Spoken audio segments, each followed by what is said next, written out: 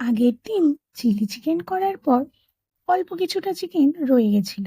বোনকে বললাম, কি করবি বলতো এই চিকেনটা দিয়ে?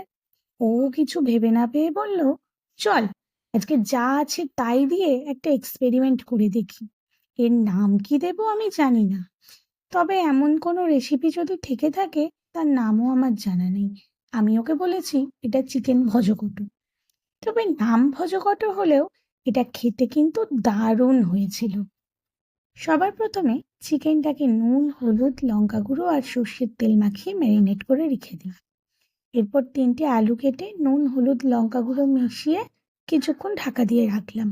এবার আস্তে আস্তে পোস্ত, চালমগজ, কাজু বাদামের একটা পেস্ট বানিয়ে নেব। লঙ্কা ও সামান্য টমেটোরও একটা পেস্ট বানালাম। ছোট পেঁয়াজ কতকগুলি কেটে নেব আর কতগুলি গোটা রাখবো। সামান্য টক দই ফেটিয়ে নিলাম। আর আলাদা করে আলু, আদা, রসুনকে বাটতে হয়নি, কারণ এভারেস্টের জিঞ্জার গার্লিক পেস্টটা নিয়েছিলাম। প্রথমে কড়াইয়ে অল্প তেল দিয়ে কেটে রাখা আলুগুলো ভেজে নেব। এরপরে ভাজা হয়ে গেলে আলুগুলো তুলে রেখে ওই তেলেই একটু চিনি দিয়ে দেব। চিনিটা একটু কড়া হয়ে এলেই গোটা গরম মশলা দিয়ে দেব। গোটা গরম মশলার মধ্যে এলাচ, লবঙ্গ, দারচিনি, মরিচ, কালো মরিচ আর সামান্য জয়িত্রী নিয়েছিলাম। গোটা গরম মশলাটা দিয়ে কড়াইয়ে পেঁয়াজ কুচিগুলো দিয়ে দেবো। পেঁয়াজ কুচি হালকা ভাজা ভাজা হয়ে এলে জিঞ্জার গার্লিক পেস্টটা দিয়ে দেবো। তারপর একে একে সেখানে জিরে গুঁড়ো, হলুদ গুঁড়ো, লঙ্কা গুঁড়ো, অল্প গোলমরিচ গুঁড়ো দিয়ে দেব। এরপর মশলাটা ভাজতে থাকবো।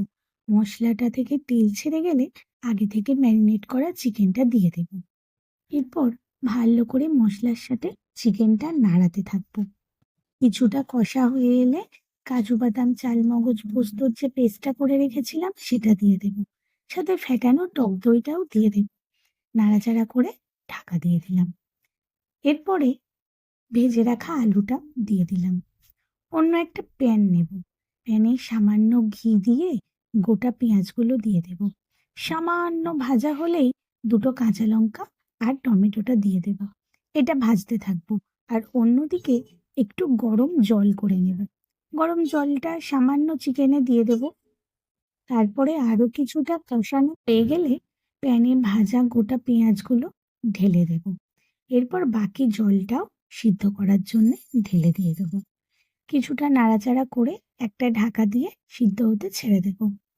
কিছুক্ষণ পর যখন চিকেন, আলু দুটোই সিদ্ধ হয়ে আসবে, ওপর থেকে একটু ফেস ক্রিম, কসুরি মেথি ও ঘি ঢেকে দেব।